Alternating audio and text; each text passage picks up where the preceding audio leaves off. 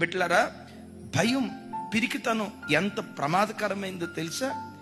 గడిచిన వారంలో చీమల భయంతో, చీమలను చూసి చీమలకు భయపడి ఉరేసుకొని చచ్చిపోయిందట ఒక తల్లి. గుండెలు పిండే బాధాకరమైన సంగతి ఏంటంటే, భయం ఎంత ప్రమాదకరమైనదో ఆలోచించ. దేనికి భయపడింది? ఆ ఇంట్లో చిన్న చీమలు వచ్చాయట. ఆ చీమలు చూసి ఈ నన్ను చంపేస్తాయేమో, నా ప్రాణం తీస్తాయేమో.